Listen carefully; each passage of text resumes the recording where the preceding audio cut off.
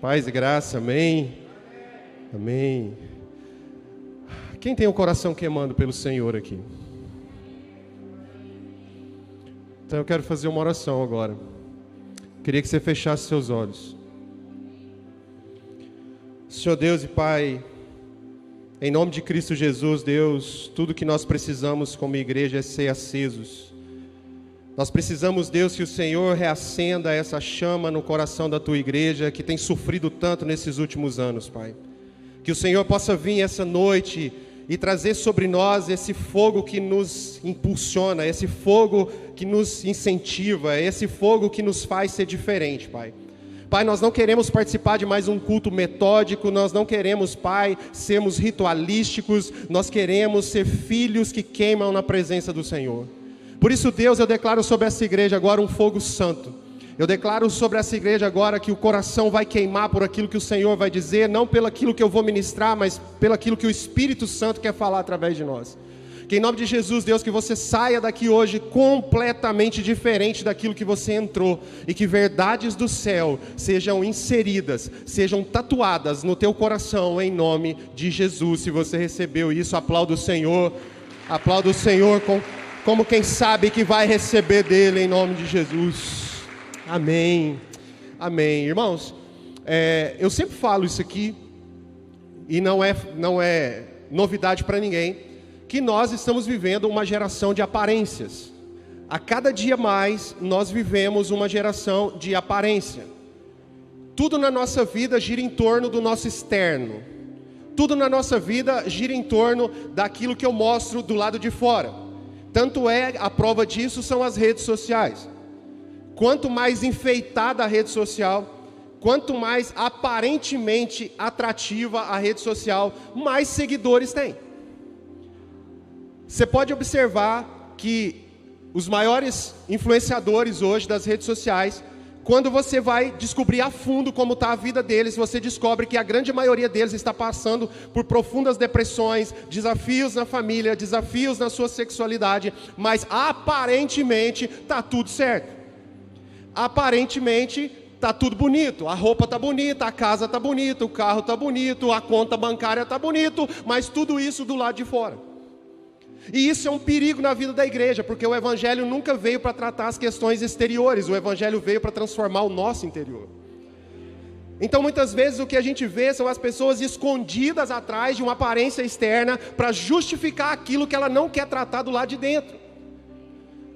Entenda uma coisa de verdade, o maior desafio da sua vida, o maior inimigo que você tem que enfrentar, por incrível que pareça, não é Satanás, porque Jesus já venceu ele na cruz. O maior inimigo que você tem que enfrentar é você mesmo. Por isso essa noite eu quero ministrar uma mensagem que Deus trouxe no meu coração. E o tema dessa mensagem, pode colocar para mim, já está aqui: juízes de nós mesmos. A Bíblia diz em 1 Coríntios capítulo 11, verso 31, diz assim: porque se julgássemos a nós mesmos, não seríamos julgados. Você acha que isso está na Bíblia por acaso? Porque, irmão, a coisa mais fácil que tem é a gente julgar o outro para justificar aquilo que eu deveria julgar em mim mesmo. É mais fácil eu dizer que a minha vida é fracassada por causa do outro. É mais fácil eu justificar que eu quero viver uma vida de pecado porque a condição me empurra para isso. Eu vou dizer uma coisa para você, eu já vi casas com o mesmo pai e a mesma mãe. Um pai beberrão, drogado, a mãe ausente, muitas vezes uma mulher perversa que criou 5 filhos e os 5 filhos tiveram destinos diferentes. Um foi para a droga e o outro virou médico. Então não tem a ver com as coisas de fora, mas tem a ver com aquilo que nós somos de dentro. E para que isso aconteça, a igreja precisa urgentemente passar a julgar ela mesma. Nós precisamos ser juízes, não dos outros, mas de nós mesmos. Porque o evangelho que a gente vive fica parecendo que Deus é um cagueta, que Deus quer denunciar os outros. Deixa eu te falar, querido, Deus não fala mal de você para ninguém. Quando Deus foi falar de Jó para Satanás, Deus falou: você viu meu servo Jó? Homem temente a Deus, homem que cumpre os meus princípios. Ele não falou: está vendo meu filho Jó? Olha o pecado que ele tem. Ele não falou isso. Irmão, deixa eu te falar uma coisa, quem fala mal do irmão é a igreja, Deus não. Porque Deus não quer que você julgue o outro, Deus quer que você julgue você mesmo. Irmão, a gente olhar as coisas do lado de fora, É muito fácil. Porque olha para a vida da samaritana. A vida da samaritana em João capítulo 4, se você ver lá, você vai ver que ela chegou no poço no horário que ninguém estava lá, para buscar algo que ela tinha que buscar, mas ela não queria estar no horário certo, porque ela era uma mulher que já tinha tido 5 maridos, já estava no 6º, e esse nem era dela. Então, para justificar aquilo que ela não queria viver, para não enfrentar os seus desafios, ela ia num horário diferente, só que quando ela encontrou Jesus, aí a história mudou. Porque quando ela encontra com Jesus, ela começa a dar desculpa do lado de fora. Quando Jesus pede para ela água, ela começa a dar desculpa do lado de fora. O que ela começa a dizer? Como que você está conversando comigo? Você é judeu? Judeu não conversa com samaritano. Como que você quer água? Você não tem balde, você não tem corda, você não tem nada. E esse poço que é o poço de Jacó? E fez o que mulher sabe fazer, conversar igual um rádio velho. Começou a dar desculpa do lado de fora. E aí o que Jesus falou para ela? Jesus falou, se você soubesse quem é que te pede, fluiria de dentro de você rios de água viva. Jesus estava dizendo, se você entendesse o Evangelho, você parava de dar desculpa das coisas do lado de fora, e você ia descobrir que tudo que você busca do lado de fora, eu já coloquei dentro de você, e você não consegue descobrir, porque você não julga a si mesmo, você julga o outro. A mulher julgava Jesus, mas não julgava ela mesma. Irmão, que essa noite você possa entender que nós precisamos ser juízes de nós mesmos. A Bíblia diz, coloca para mim, Hebreus capítulo 12, verso 2. Você precisa entender que o reino de Deus, ele é revelado por Jesus, e ele diz que o seu reino está dentro de nós. O reino de Deus está dentro de nós. Olha o que Hebreus capítulo 12, 2 diz. Olhando para Jesus, autor e consumador da fé, o qual pelo gozo que lhe estava proposto, suportou a cruz, desprezando a afronta, e assentou-se à destra do trono de Deus. Deixa o versículo para mim, por gentileza. Olhando para Jesus. Irmão, como que o mundo vê Jesus hoje? Qual é a única oportunidade e a única maneira da cidade de Ituiutaba ver Jesus? É através de quem? Faz assim com sua mão. Faz assim com o dedo. Agora vira para você e fala assim, através de mim. Que sou a igreja. Você entendeu, querido? Olhando para Jesus, o autor e consumador da fé, o qual pelo gozo que lhe estava proposto, suportou a cruz. Sabe por que ninguém suporta a cruz? Porque ninguém vê Jesus. Porque todo mundo vê o milagre, todo mundo vê o favor, todo mundo vê a campanha das 7 portas, com as 7 chaves, com os 7 potes de ouro, com as 7 curas. Todo mundo vê isso, mas ninguém vê a cruz. Por quê? Porque não vê Jesus na igreja, vê o favor de Jesus, mas não vê Jesus. Porque quem vê o Jesus vê a cruz e sabe que ele suportou a cruz por aquilo que lhe estava proposto, que era muito maior do que isso. Querido, a igreja precisa ser preparada nos próximos dias para suportar a cruz. Não é para adquirir a bênção, mas é para suportar a cruz. Eu falei aqui hoje de manhã, irmão, o Brasil ainda é uma das poucas nações que tem a liberdade de viver o Evangelho, a liberdade de se pregar o Evangelho, de se dizer que é cristão, mas talvez seja por muito pouco tempo. Porque essa liberdade que nós estamos tendo, nós estamos jogando ela fora em troca de religiosidade. Nós estamos jogando isso fora em troca de um padrão religioso de se viver. E eu vou dizer uma coisa para você, talvez a gente só dê valor na graça e na liberdade de ser cristão o dia que Deus nos entregar na mão daqueles que vão nos oprimir. Talvez a igreja tenha que realmente ser perseguida para realmente ela crescer do jeito certo. Nós precisamos suportar a cruz. E só suporta a cruz aquele que se julga a si mesmo. Você precisa saber quem você é. Eu preciso olhar para Cristo, e Cristo está nas pessoas. Nós só olhamos para dentro de nós quando alguma coisa nos confronta. Irmão, ninguém gosta de ser confrontado, mas deixa eu te dar uma notícia, o Evangelho nunca foi para massagear o seu ego. O Evangelho sempre foi para te confrontar, porque você precisa se reposicionar. Eu falei isso aqui hoje de manhã, a igreja precisa de novo tomar uma nova posição, ela precisa se reposicionar, ou seja, voltar para o lugar ao qual ela foi feita para ser. E para ser reposicionado, você precisa ser confrontado. Existem verdades que precisam ser ditas através da palavra que a igreja tirou da Bíblia porque é conveniente eu não ouvir isso mais. É conveniente eu vir para cá e ver um evangelho de aleluia e glória a Deus e cadeira voando, porque o pregador está dizendo para você que todas as vitórias estão na sua mão e que essa semana Deus mandou eu te dizer que eis que você vai ficar milionário e todo mundo pula para cima, só que essa semana talvez você não fique milionário, mas você tenha que enfrentar a cruz de ter que ser o Cristo da tua família, sacrificar a tua vida para que os teus filhos e o teu casamento seja salvo. Julgue a si mesmo. Julgue a si mesmo. O reino de Deus está dentro de nós e só sai para fora com confronto e reposicionamento. Jesus confrontou as pessoas. A Bíblia diz que Deus é amor, sim ou não? Sim ou não? E a Bíblia diz que nós temos que nos revestir do amor, sim ou não? Pois é, mas amor é diferente de carinho. Deus te amou tanto que Ele te chamou a tomar uma nova posição. Olha o que Jesus falou. Coloca para mim, por gentileza. Mateus 23:13. A gente precisa ler mais a Bíblia. Isso aqui foi Jesus que falou. Presta atenção. Mas ai de vós, escribas e fariseus hipócritas. Olha, Jesus chamou o povo de hipócrita.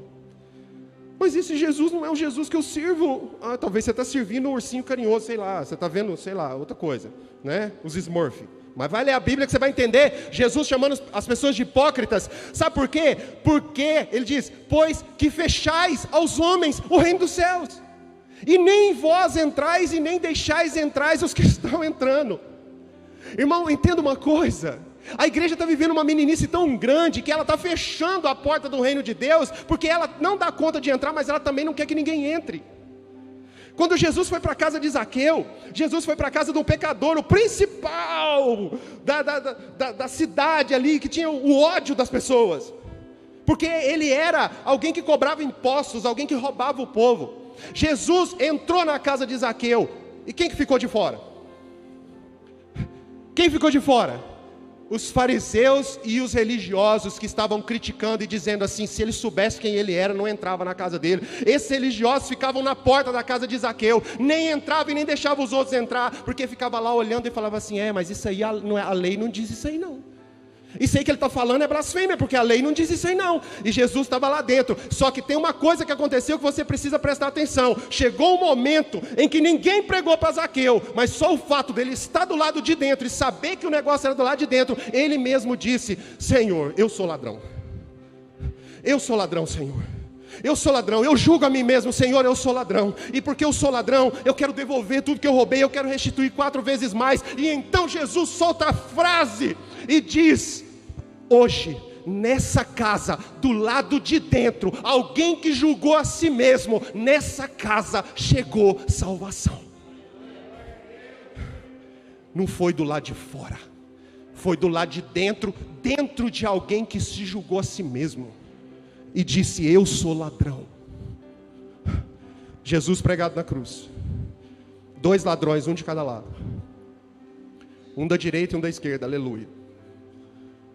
Um deles, não vou falar se é da direita ou da esquerda, fica aí na sua cabeça. Um deles olhou para Jesus e falou assim, por que você não desce daí? Por que você, sendo filho de Deus, não desce daí e não nos salva? O que Jesus falou para ele? Nada. Porque esse ladrão, ele estava querendo descer da cruz para continuar a fazer o que ele estava fazendo. Ele queria fazer as mesmas coisas do lado de fora, mas tinha um outro ladrão do outro lado, que olhou para o outro e falou assim, para de falar isso. Ele não merece estar aqui, mas nós merecemos, porque nós fizemos o mal. Jesus virou para ele e falou assim, ainda hoje, você vai estar comigo no paraíso. Quem julgou a si mesmo, achou salvação diante de Jesus. Julgue a si mesmo. Jesus confrontava as pessoas. Sabe, querido, eu quero ler com você um texto. Leia, abre aí o Salmo 51. Salmo 51.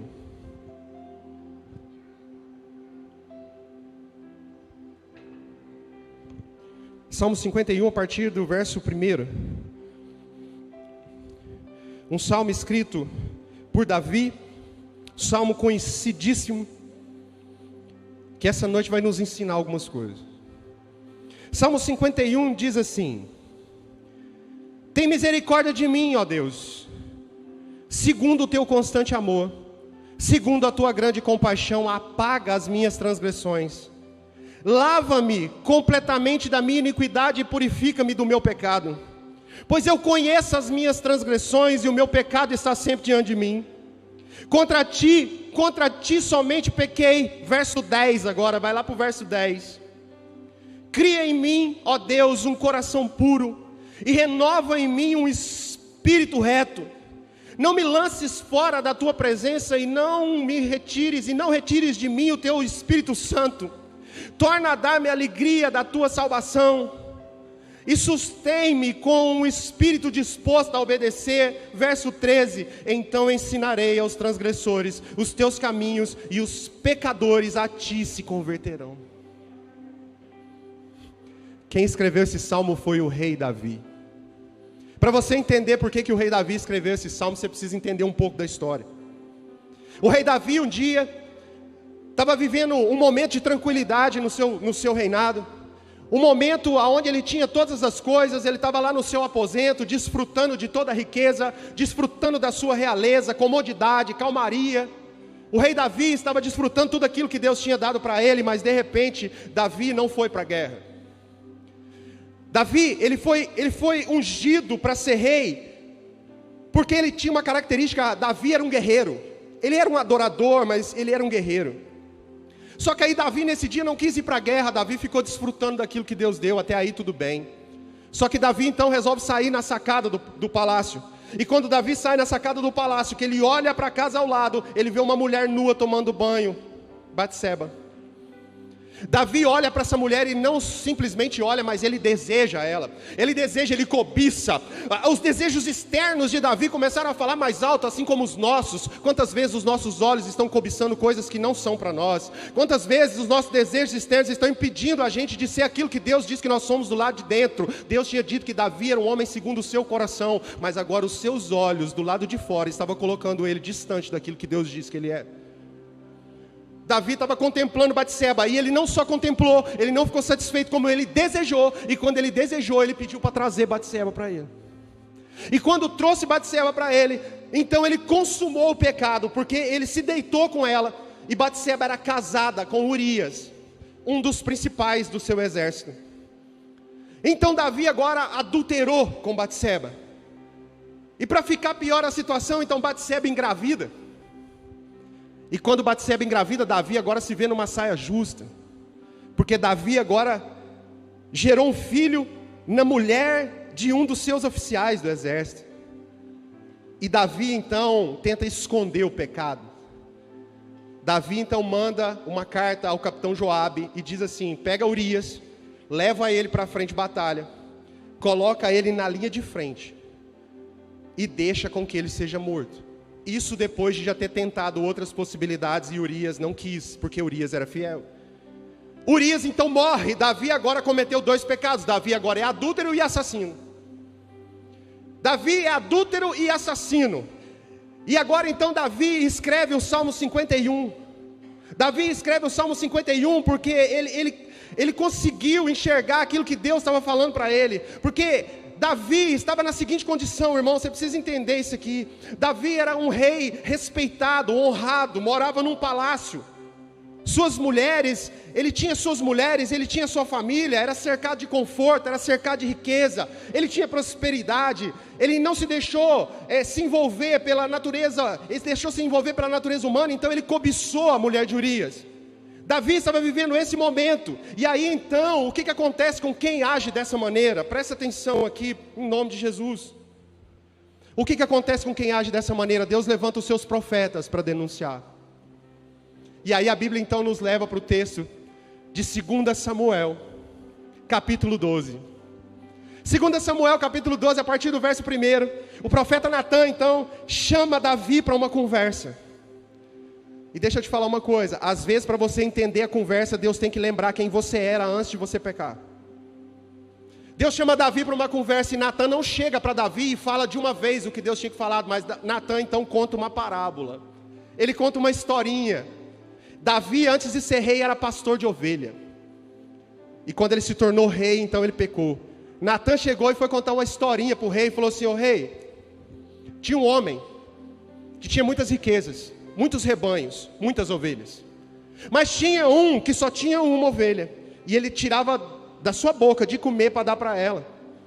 E ele deixava ela se deitar junto com ele. Ele cuidava dela, ele só tinha essa. E quando esse homem que tinha muito recurso teve que sacrificar uma ovelha, ele não pegou uma do seu rebanho que era grande, ele pegou a desse outro, que só tinha uma. Quando ele terminou de falar isso, Davi se enfureceu. Davi subiu a ira. E Davi então disse: esse homem tem que morrer. Esse homem precisa morrer, porque o que ele fez não tem cabimento. E olha, eu vou dizer uma coisa para você: esse homem tem que ser restituído 4 vezes. Cuidado com o que você fala sem entender o que Deus está falando. Talvez Deus não está falando com você para você julgar o outro, mas esse julgamento é sobre você. Porque esse julgamento não tinha a ver com o outro, tinha a ver com Davi. Só que Davi falou assim: eu vou te restituir. Esse homem tem que ser restituído 4 vezes. Quantos filhos de Davi morreram? 4. O filho dele com Batseba, Absalão morreu, Aminon morreu e Adonias morreu. O que ele disse para o Senhor? Esse homem tem que ser o quê? Restituído o quê? 4 vezes.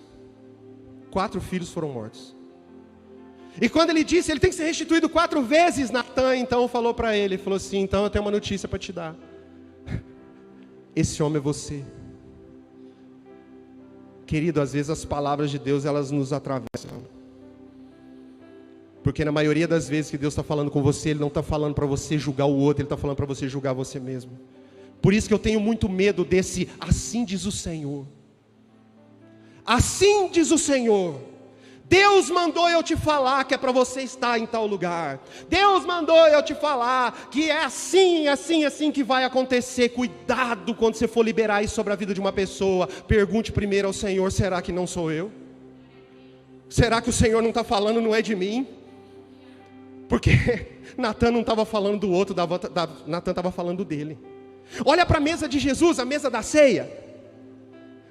Olha para a mesa da ceia. Jesus juntou os seus discípulos e lá na mesa da ceia Jesus falou assim: um de vocês vai me trair. E todos eles viraram para Jesus e falaram assim: é o Judas, esse sem vergonha? Eu já sabia que esse Judas era um malandro. Mexe com dinheiro, certeza que é. Foi isso que os discípulos falaram, irmão? Não, todos eles olharam para Jesus e perguntaram uma coisa: Senhor, sou eu? Senhor, sou eu. Sabe por quê? Porque numa mesa onde tem Jesus, você não julga o outro, você julga você mesmo. Você não aponta o dedo para o outro, você olha para você e pergunta para Jesus: Jesus, não sou eu? Talvez a mesa da igreja precisa voltar a ser essa, irmão. Talvez não, é certeza. Essa mesa estabelecida nos domingos, nos cultos, nas igrejas, em toda a dinâmica da igreja, essa mesa precisa voltar a ter esse princípio. O princípio de que um de nós vai trair Jesus. E a gente parar de olhar para o outro para falar assim: é certeza que é ele, e começar a perguntar para Jesus: Jesus, não sou eu? Será que não sou eu? Será que a gente não tem que julgar a gente mesmo? Davi agora então foi colocado aqui. Nós vemos Deus, irmão, nós vemos Deus começar a fazer justiça, usando o próprio injusto para julgar a si mesmo. A justiça de Deus não é fazer você julgar o outro, a justiça de Deus é fazer você julgar você mesmo. Irmão, eu estou cansado de gente que julga a vida dos outros. Eu estou cansado de gente que usa a Bíblia para bater nos outros. Usa essa Bíblia como um espelho, não usa como um porrete para bater nos outros. Usa no espelho e fala: Senhor, mostra-me para mim mesmo. Me mostra para mim mesmo, Senhor, que eu quero ver a iniquidade que tem em mim, porque é isso que prejudica o corpo, não é o que o irmão está fazendo. A gente vai se cansando disso, porque parece que é uma Bíblia que a gente lê, que as pessoas insistem em falar que é diferente. Usa essa Bíblia como um espelho. Deixa eu te falar uma coisa: quando você lê a história do Golias e do Davi, não pensa que você é o Davi, não. Porque na maioria das vezes nós somos o Golias, que está ali afrontando o exército de Deus, que está ali desafiando o exército de Deus, porque o exército quer cumprir o propósito, mas a gente quer ser exaltado. Quando você lê que Jesus foi colocado ali diante da multidão e foi julgado, ele e um ladrão chamado Barrabás, não ache que você, Jesus, tenha certeza que nós somos Barrabás, e que nós só estamos aqui porque Jesus trocou de lugar com a gente, porque não há um mérito em nós para a gente estar aqui. Julgue-se a si mesmo, julgue-se a si mesmo. Deus começou a usar Davi para julgar ele mesmo. E aí então, no 2 Samuel, capítulo 12, versos 7 e 8, coloca para mim. 2 Samuel, capítulo 12, versículo 7. Então disse Natã a Davi: tu és este homem. Assim diz o Senhor Deus de Israel: eu te ungi rei sobre Israel, e eu te livrei das mãos de Saul, e eu te dei a casa do teu Senhor, e as mulheres do teu Senhor em teu seio, e também te dei a casa de Israel e de Judá. E se isso é pouco, mas te acrescentaria tais e tais coisas. Deus está falando para Davi como ele fala para nós. Ele está dizendo assim: eu já te dei uma família, eu te dei amigos, eu te dei uma casa, eu te dei uma profissão, eu estou te dando sustento. Sou eu que estou fazendo tudo isso, e se isso ainda não te bastasse, eu ainda sou capaz de te acrescentar mais. Por que você está julgando o seu irmão ao invés de julgar você mesmo? Por quê? Porque sou eu que faço todas essas coisas, e se for preciso eu acrescento mais. Irmão, entenda uma coisa: a igreja nessa nação, ela tem um potencial que ninguém sabe. É um mistério de Deus. Mas uma igreja posicionada numa nação, essa nação é governada pelo Senhor. Eu falei aqui hoje de manhã, irmão, entenda uma coisa. Lá em Gênesis capítulo 11, fala da construção de uma torre, a torre chamada Torre de Babel. Em Gênesis capítulo 11 diz que então o povo resolveu edificar construir uma torre e edificar uma cidade. E aí todo mundo diz que o erro de todo mundo foi construir uma torre. Entenda uma coisa aqui: não é erro você buscar Deus, porque a torre era na intenção de alcançar Deus. Sabe qual que foi o erro? Porque eles disseram assim: vamos construir uma torre e vamos tornar o nosso nome famoso, e não vamos nos espalhar. Irmão, deixa eu te falar uma coisa: a igreja não pode construir uma torre para que o nome dela seja exaltado. A igreja tem que construir uma torre para buscar Deus, para edificar a cidade. Irmão, a cidade de Tuiutaba precisa ser edificada, a cidade que nós moramos precisa ser edificada, mas a igreja insiste em construir uma torre para exaltar o nome dela. E o pior disso tudo, que a gente ainda não consegue nem ser um. Porque quando Deus viu que eles estavam querendo exaltar o nome deles, a Bíblia diz que Deus desceu e confundiu a língua deles. Então agora eles não se entendiam mais. Deixa eu dizer uma triste notícia para vocês aqui: a maioria dos pastores dessa cidade não conversam uns com os outros. Só conversa superficialmente por interesses religiosos e financeiros. Porque quando alguém quer falar a verdade, ele é excluído, ele é colocado de lado, porque a verdade salva. Ele é colocado de lado. Sabe por que a gente não conversa a mesma língua? Porque está todo mundo querendo construir uma torre para exaltar o seu nome, ao invés de construir uma torre para edificar a cidade. Se a gente estivesse construindo uma torre para edificar a cidade, Tuiutaba era diferente. E Tuiutaba já tinha sido diferente, ela já teria sido ganha para Jesus. Mas a gente está vivendo episódios de corrupção, muda que muda governo, a história é a mesma, a história se repete. Agora é o fulano bateu no peito e falou que acabou a corrupção. Passa-se 1 ano, 2 anos, denúncia de corrupção, denúncia de rachadinha, denúncia disso, denúncia daquilo. E quem está denunciando também está querendo o mesmo lugar, para lá na frente fazer a mesma coisa. Porque enquanto a gente não parar de construir uma torre para exaltar o nosso nome e começar a edificar a cidade, nada vai mudar. A igreja precisa edificar a cidade, irmão. Você não faz parte de uma igreja para você ser servido pela cidade. Você faz parte de uma igreja porque você tem que servir a cidade que você mora. A gente acha que a gente vem para a igreja e agora eu faço parte de um grupo que recebe a bênção. Eu venho para a igreja, eu faço parte de um grupo que agora, porque eu sou crente, então todo o dinheiro vai estar na minha conta, eu não vou ficar mais doente, eu não pego nem Covid. Enquanto a gente estiver com esse pensamento, querido, deixa eu te falar, a gente está pensando, sabe o quê? Que o Pai é meu. Mas Jesus ensinou uma oração para a gente, ele disse que o Pai é. E se o Pai é nosso, então as pessoas que residem nessa cidade, nossos irmãos, é de quem? É nosso. E se tudo é nosso, então o prostíbulo é nosso. Sim ou não? E por que ele continua funcionando do mesmo jeito? Sabe por quê? Porque a gente fala que é nosso, mas na verdade, na hora de secar mesmo o negócio, a irmã que está prostituindo lá, eu só chamo ela de irmã o dia que ela converter, confessar e batizar. Porque se ela não fizer isso, eu não digo que ela é a minha irmã. E se eu não digo que ela é a minha irmã, eu estou dizendo que o pai é meu e não é dela. Mas a Bíblia diz que o pai é nosso. O mesmo pai que é meu é o dela. Ela só não sabe que ela tem esse pai porque eu sou egoísta e não digo para ela. Quantas pessoas da sua família, seus amigos, que não conhecem o evangelho verdadeiro? Pensa aí. Aí você vai falar assim, é porque eles não querem. Não, é porque a gente não quer. A gente não quer falar, irmão. Porque eu insisto em dizer que o pai é meu, que o pão é meu. Mas a Bíblia diz que o pai é nosso e que o pão é nosso. Então, irmão, deixa eu te falar uma coisa. Ituiutaba é nossa. Ituiutaba é nossa. Não é da igreja Sal da Terra. Ituiutaba é do Senhor, é do meu pai e do pai de todos que estão aqui. Mas essa cidade é cheia de órfãos.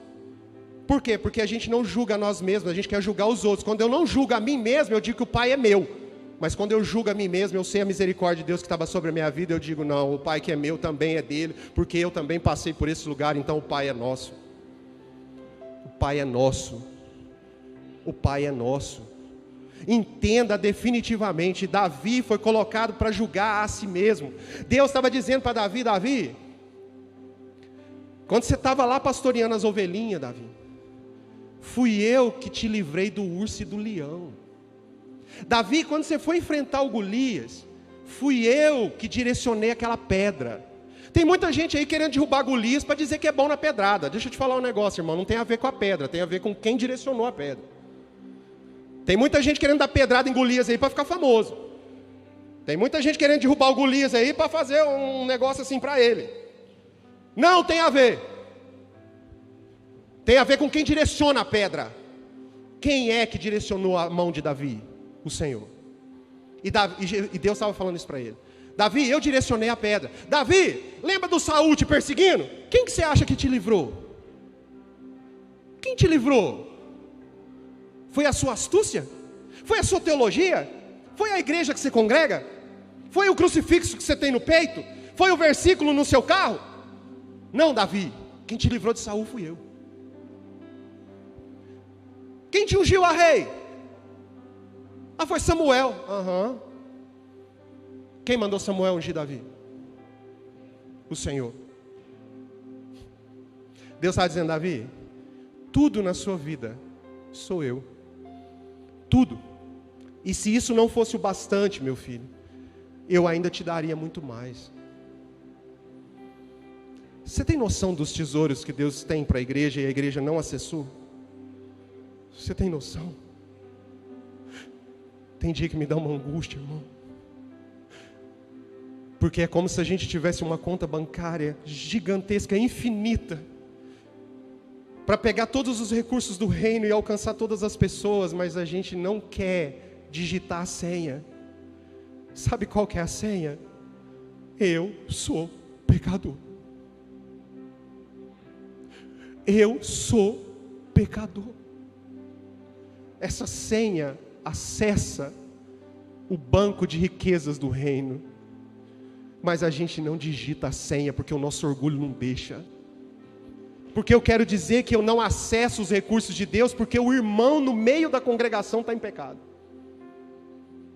Eu prefiro dizer que a minha família está acabando porque o meu irmão está em pecado.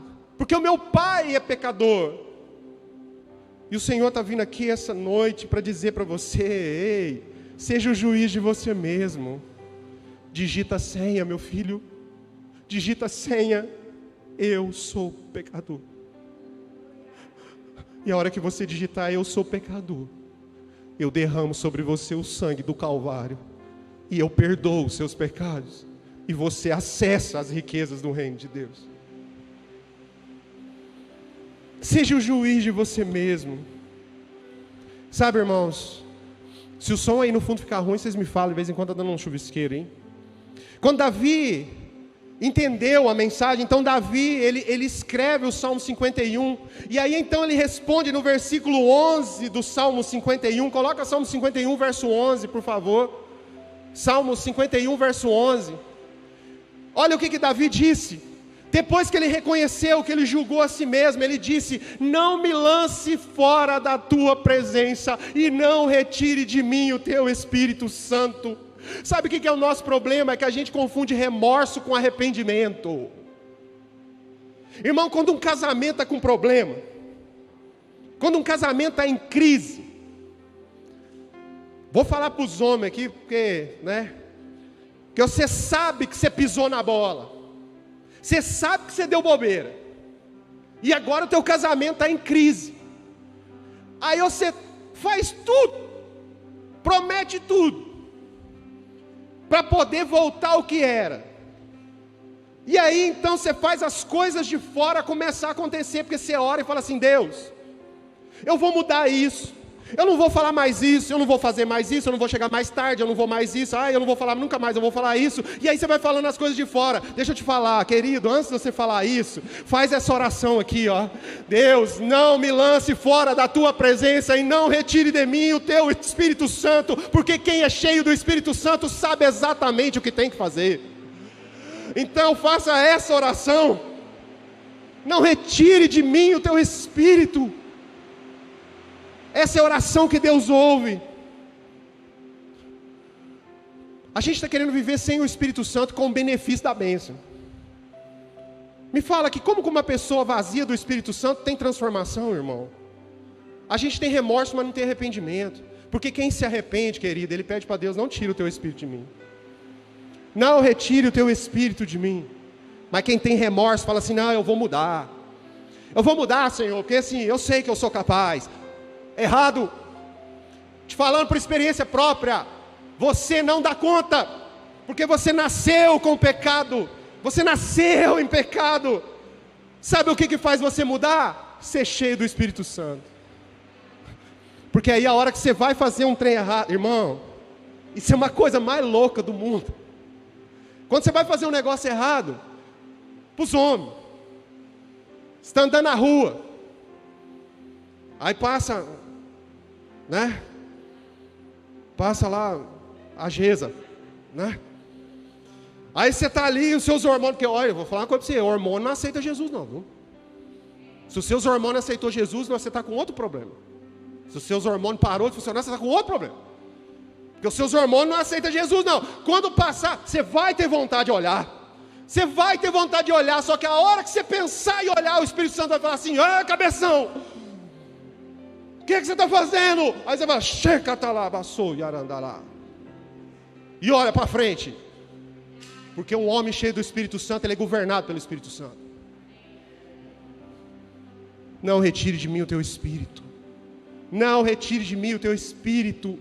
Sabe, o meu desejo é que você entenda essa mensagem para a sua vida, assim como nós estamos tentando entender ela até hoje.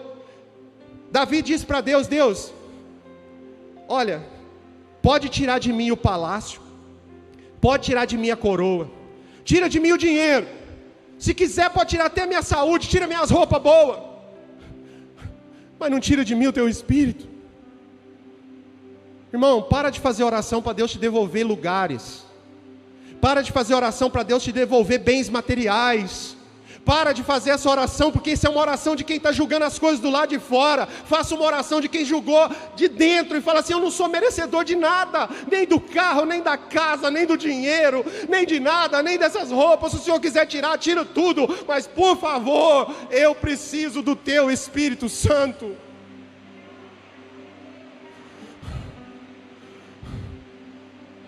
Preciso do teu Espírito Santo. Sabe, querido, quando Davi começou a fazer isso, Davi começou a voltar ao prumo. Quando Davi reconheceu e julgou a ele mesmo, Davi começou a voltar ao prumo. Deus começou a ver de novo o menino que pastoreava a ovelha. Irmão, sabe o que Deus quer ver em você? Deus quer ver o primeiro amor.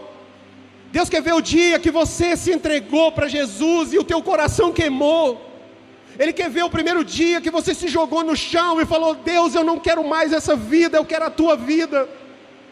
Deus quer ver de novo aquele menino que pegava o violão e ia para o quarto e cantava e chorava. Mas hoje não, hoje esse menino não quer fazer mais isso. Ele quer que as câmeras estejam ligadas, as luzes estejam ligadas e a igreja esteja cheia.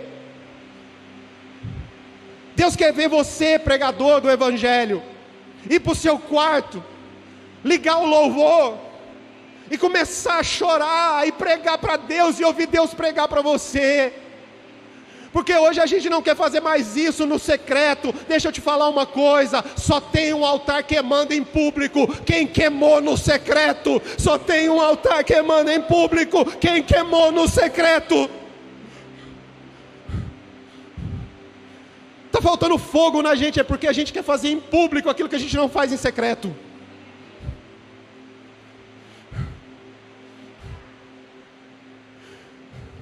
Deus sabe quem você é. Quem já viu uma... Irmão, eu já vi umas orações. Vou falar, não é difícil, porque a gente foi ensinado assim. Senhor Deus entronizado, Altíssimo soberano, governo sobre todas as coisas, que a terra é estrado dos seus pés. Aleluia, a gente engrossa a voz, você já viu? Aleluia. Santificado seja o teu nome santíssimo, adorado. Deus olha lá de cima e fala assim: mané, fala logo, eu sei quem você é. Não precisa você ficar falando para mim o que eu sou, que eu já sei. Eu quero saber quem você é. Aí ao invés de você ficar falando isso, já entra na presença de Deus e fala assim: Deus, eu sou um miserável. Deus, como eu sou ruim.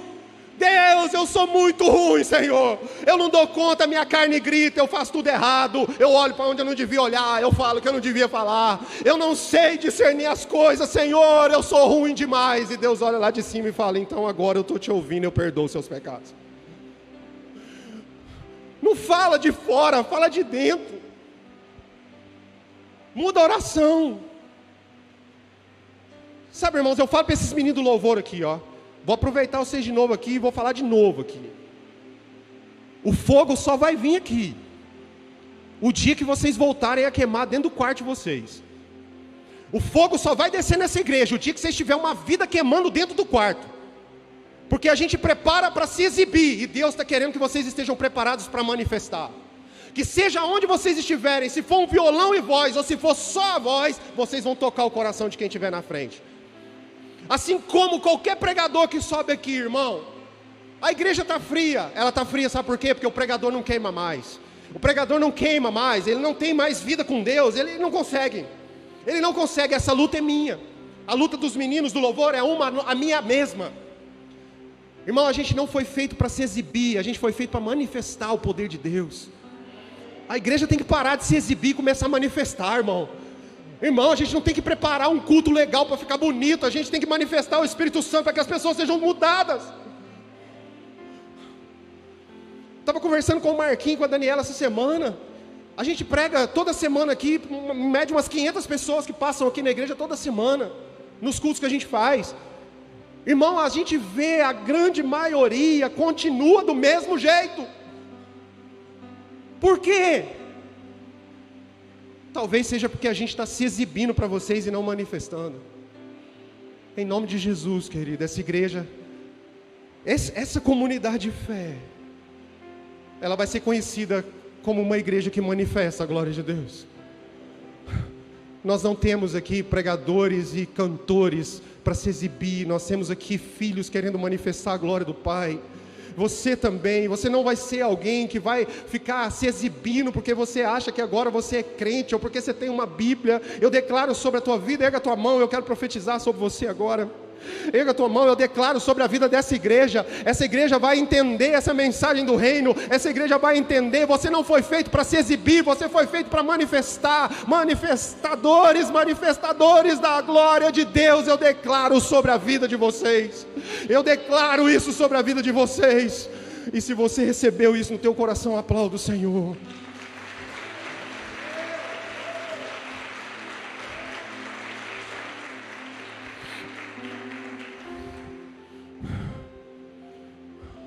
Mais 5 minutos eu encerro. Você tem mais 5 minutos, irmão? Quem tem mais 5 minutos aí? Levanta a mão. 5, 10, 15, 20, 30, 30. Se até aqui dá 40. Amém. Aleluia. Também está chovendo. Aleluia. Irmão, entenda. Entenda uma coisa aqui. Em nome de Jesus, aproveita que você vai ficar aqui agora. Não tem jeito de você ir embora. Aproveita. Deus te prendeu aqui. Aleluia, Senhor. Segura essa chuva aí, irmão, um pouco. Entenda o que Davi fez. Qual que foi o processo que Davi passou? Qual que foi o primeiro processo que Davi passou para ser juiz de si mesmo? No Salmo 51, verso 3. Coloca para mim Salmo 51, verso 3. Porque eu conheço as minhas transgressões e o meu pecado está sempre diante de mim. Primeira coisa que uma pessoa que julga a si mesmo, ela reconhece que ela é pecador. Eu reconheço as minhas transgressões, eu reconheço a minha natureza. Irmão, a nossa luta tem sido incrível para colocar na cabeça das pessoas uma verdade tão simples, que só há salvação o dia que você reconhecer que a sua natureza é ruim. A minha natureza é incrivelmente ruim. Eu conheço as minhas transgressões. Você conhece as suas transgressões? A gente conhece, né? A gente só não quer falar, né? A gente não admite. Irmão, as transgressões são nossas. Estava conversando com um irmão aqui hoje cedo, que saiu de uma outra denominação. E o pastor falou para ele não, falou para os amigos dele, para todo mundo da igreja lá, que não era para andar com ele não, porque ele não era um bom testemunho. Aí ele viu o problema do irmão, e o da língua grande dele, está onde? E o do fofoqueiro falando mal do irmão, um pastor falando mal de uma ovelha. Eu reconheço as minhas transgressões, eu reconheço a minha natureza. Seja o juiz de você mesmo. Eu reconheço, Davi falou, eu reconheço as minhas transgressões. A coisa mais chata do mundo é você conversar com quem acha que é bom em tudo. Você já viu isso? Coisa xarope é você conversar com uma pessoa que tudo ele é bom. Tem gente que não perde uma discussão para você de nada. Você fala assim para ele, fala assim, eu sei tocar violão. Ele fala assim, eu também sei, só que eu fiz curso não sei na onde, em Harvard, aprendi a tocar violão com o Dieguinho lá do Sal da Terra. Você vai falar para ele, falar assim, descobri que eu tenho uma úlcera. Ele fala assim, mas a sua sangra. A minha sangra. O cara não perde nem na doença. Até a doença dele é mais grave que a sua. Irmão, a gente precisa ser o inverso. Irmão, a gente precisa admitir as nossas transgressões. Diga, eu sou pecador. Eu reconheço as minhas transgressões. Sabe por quê? Isso vai te fazer todo dia como Davi, matar o leão e o urso todo dia. O leão que se levanta são as suas transgressões. Querido, não é o leão que vai te promover, é o seu leão que você tem que matar. Mata o seu leão todo dia. É a língua. Fecha essa boca. Deixa a sua língua dar coice nos seus dentes, mas não fala. É sério, irmão, isso aqui que eu estou falando. Parece brincadeira, mas é. Tem gente que tem que fazer um voto com Deus. Falar, Deus, eu vou ficar sem conversar ao menos 6 meses. A ver se eu aprendo o que eu tenho que falar. É verdade, irmão. Tem gente que... A gente precisa conhecer o nosso problema. Irmão, se todo mundo julgasse a si mesmo, não precisava ninguém julgar a gente. Por que você acha que o povo fala, fulano é fofoqueiro? Por que o cara está julgando ele? Porque ele mesmo não se julgou. Porque se ele se julgasse, ele parava de fazer fofoca. Aleluia, olha o silêncio da morte. Olha o silêncio da morte. Tem umas irmãs ali agora que falou, está repreendido em nome de Jesus. E Deus me deu essa boca, foi para mim falar. Mas para falar asneira, Deus não precisa da sua boca. Que ele, se quiser, ele usa até a boca até de uma mula para falar, né?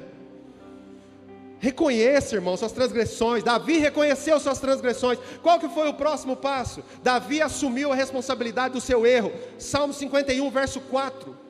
Salmo 51, verso 4: contra ti somente pequei, e fiz o que é mal à tua vista, para que sejas justificado quando falares, e puro quando julgares. Contra ti somente eu pequei. Irmão, assume a responsabilidade das coisas. Irmão, você já viu gente que vai pedir perdão para os outros? É até engraçado. A pessoa vem para a igreja, aí você fala assim: você tem que perdoar. Aí você fala: você tem que perdoar. Aí a gente já cria uma mentalidade religiosa, fala assim: minha vida está toda desgraçada porque eu não perdoo, então vou lá perdoar. Aí chega lá, vai perdoar, chega para a pessoa e fala assim: fulano, eu vim cá para te pedir perdão. Coisa linda, né? Só que ele não para. Ele fala assim: mas você sabe que você errou contra mim, e que você pisou no meu calo, e que você falou mal da minha família, e que você é um desgramado. Você sabe disso, e que eu te perdoo, mas nunca mais você conversa comigo. Vai para o inferno direitinho. É verdade, irmão. Cadê a tua responsabilidade? O que o Senhor falou sobre perdão, irmão? Perdoa os teus inimigos, assim como eu te perdoei. Ai, meu Deus do céu, quem foi perdoado por Jesus aqui? Então por que você não perdoa o irmão que você pensou aí agora? E por que você não assume a responsabilidade e fala assim: zeramos? Zerou, irmão. Porque você errou contra mim, eu também errei contra você. Mas eu estou fazendo aqui, eu estou assumindo a responsabilidade, que quando eu pequei contra você, eu pequei contra o meu Senhor. Irmão, a igreja precisa entrar nesse ambiente. A gente prefere rachar no meio do que pedir perdão e reconhecer algumas coisas. Isso é humilhação. Eu não conheço esse evangelho.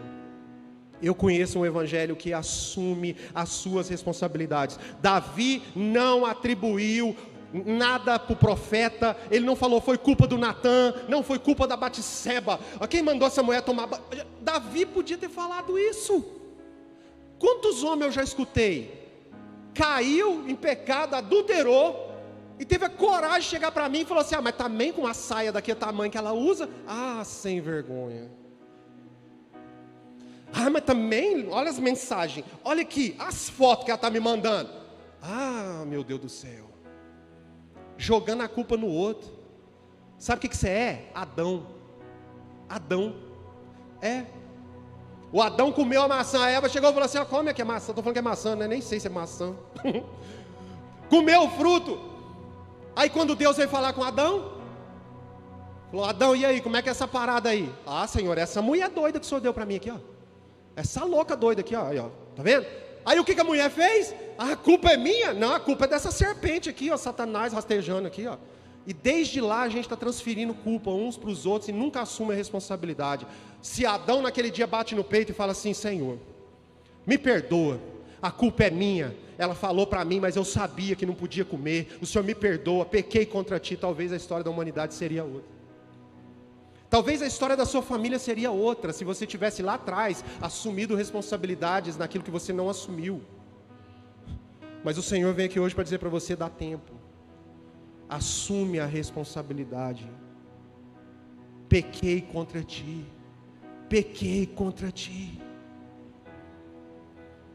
Davi foi um homem extremamente desafiado por Deus, irmãos.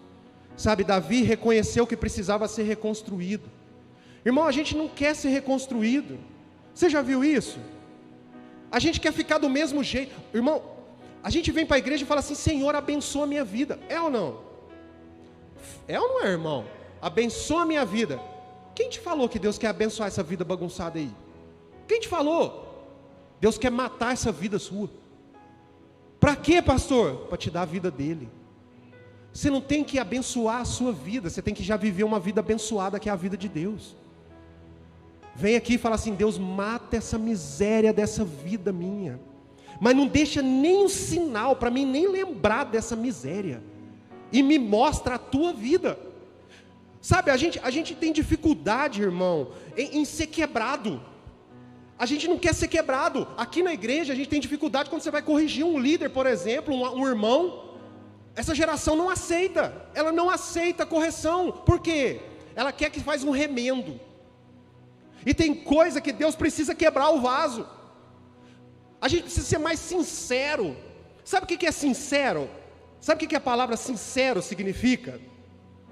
Os vasos eram feitos, e quando tinha um trincado no vaso, eles passavam cera para esconder o trincado.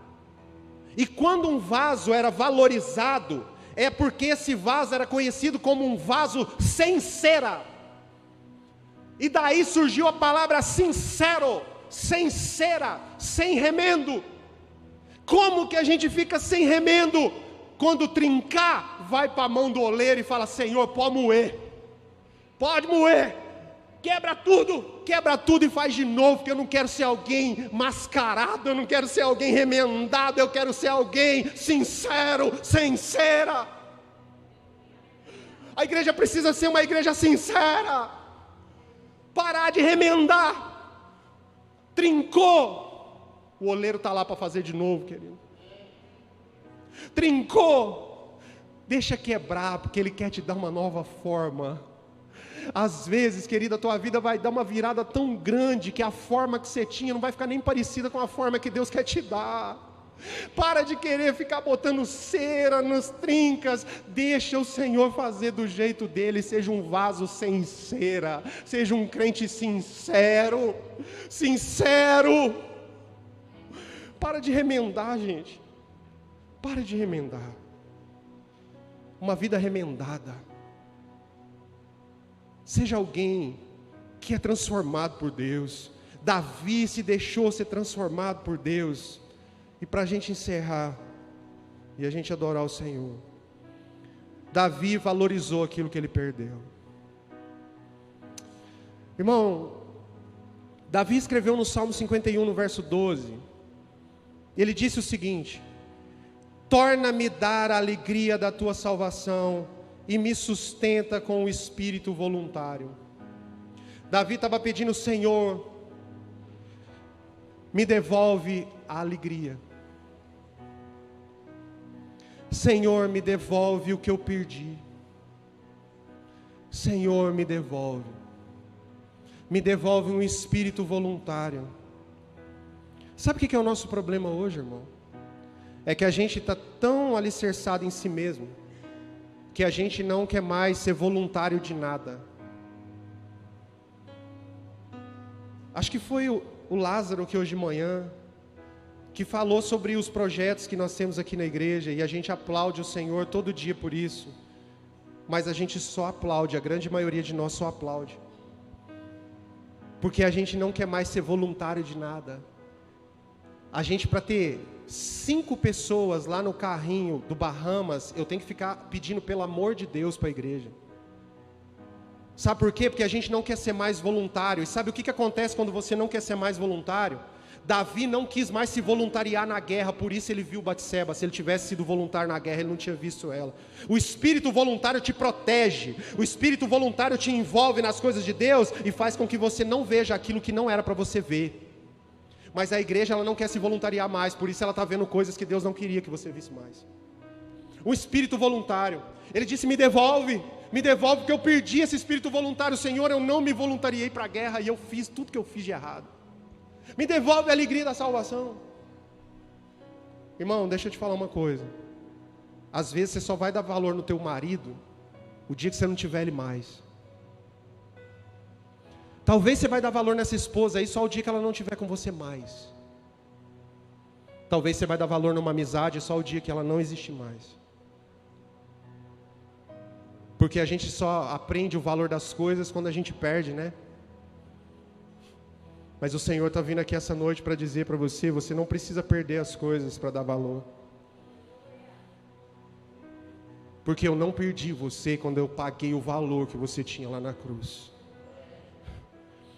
Devolve para mim, Senhor. Me sustenta com o espírito voluntário, me devolve a alegria da salvação.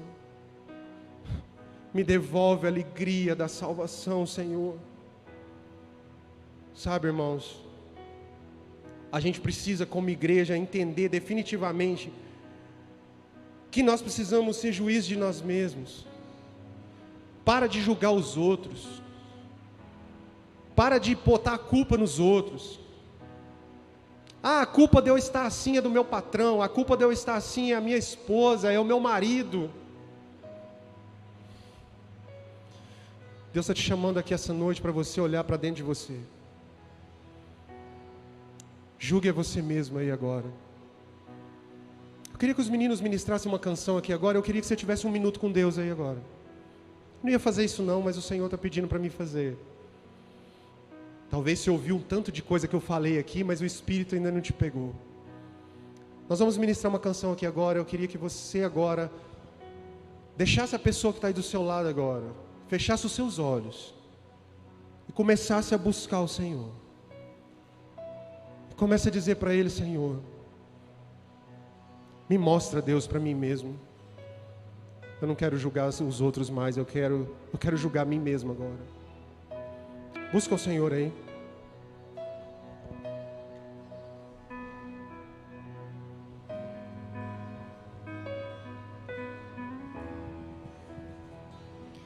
Pai nosso nos céus, santo é o teu nome, teu reino buscamos, tua vontade seja feita na terra como é no céu. Deixa o céu descer na terra como é no céu.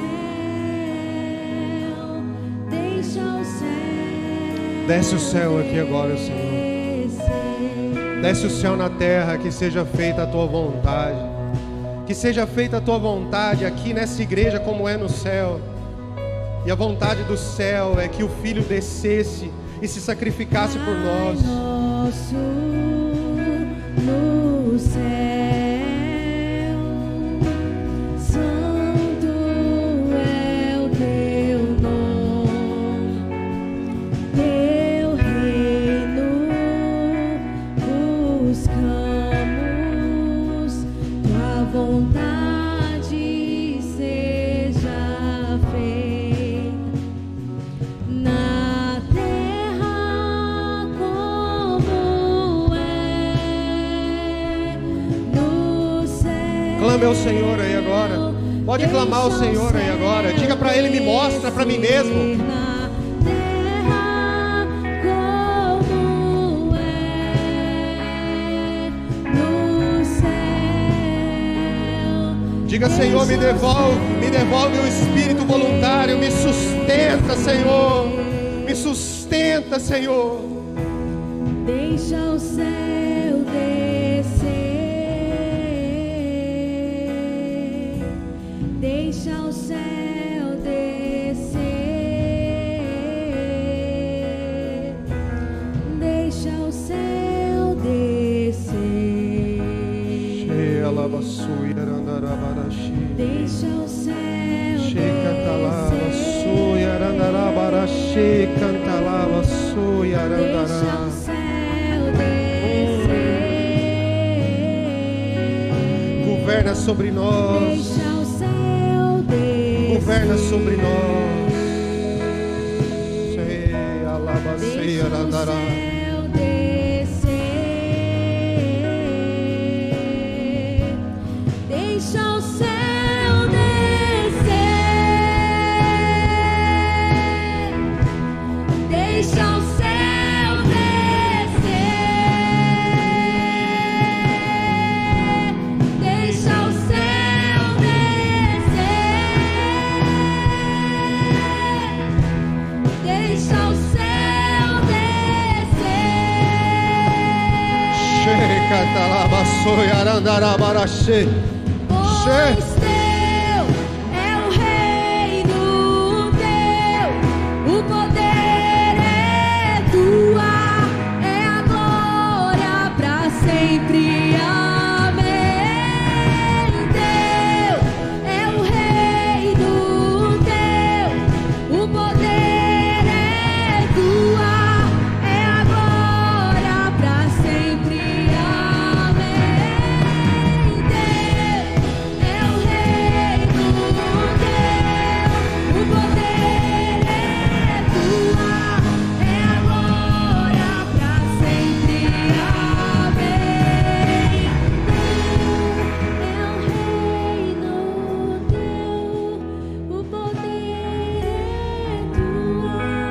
Agora,